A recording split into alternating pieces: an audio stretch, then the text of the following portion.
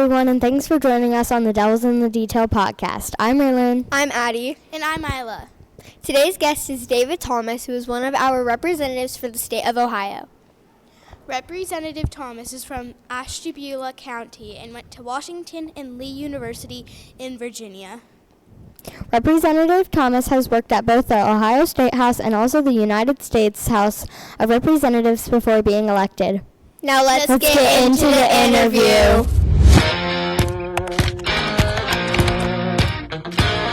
Hi, Representative Thomas. How are you doing? Thanks for being in our podcast. How are you doing today? I'm great. Thanks for asking me to be here. This is pretty cool. You're welcome. Now let's get into the questions.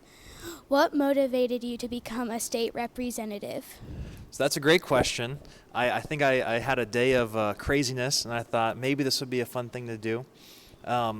Ultimately, this job and kind of the responsibility that you have is something really important and something I thought my previous representative, I actually ran against the person that held my seat prior, and I didn't think he was doing a very good job. I thought that the taxpayers that we were representing and the homeowners and the residents of the district that we were representing really deserve something a lot more. Someone that would be, talking to them, listening in the district, someone who knew kind of what the needs were of the area. So ultimately, I just thought we had the opportunity for something better than what we were getting. And that's kind of why I decided, someone needs to do something about this. And ultimately, like you guys know, if it's to be, it's up to me. So that's why I ran.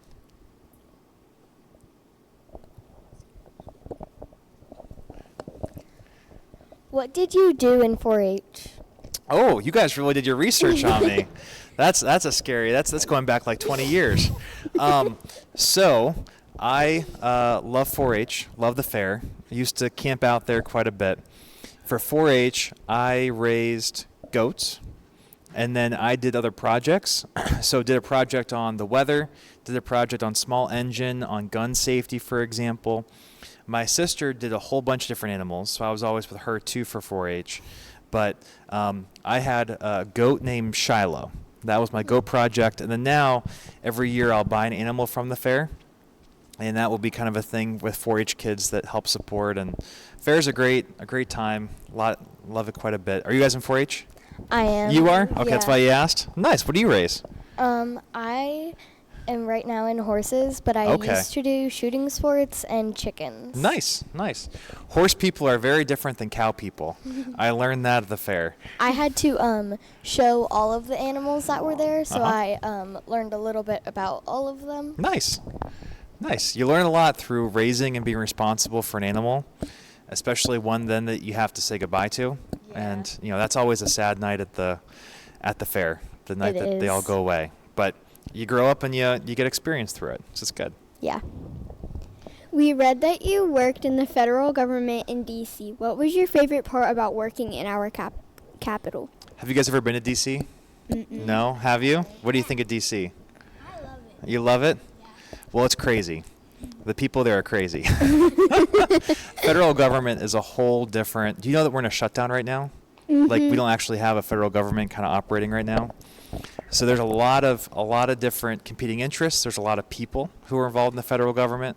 It's quite a bit different than the state level. But I loved. Was an intern, so I worked there for 2 years, and I would help answer the phones and respond to emails and give tours and talk to people. So I like to hear kind of what the issues were back home, what people were most concerned about. Some folks would just call because they were lonely, or other folks would call just because they got so frustrated and they were upset and they wanted to tell someone, we got to do something about this.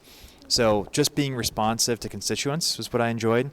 But a congressman, how many people do you think a congressman represents? I'm asking you guys as many questions as you're asking me. I have no clue. I don't even know what a congressman is. Just a little under 1 million people. That's a ton. So, yes, I represent right now as state representative about 125,000 people. So it's a much smaller district, much smaller number of folks, but you still have the same kind of issues where you're trying to listen to constituents and weigh, different competing ideas for policy. But I enjoyed D.C., but D.C. is a pretty crazy place. What advice would you give to kids to be successful?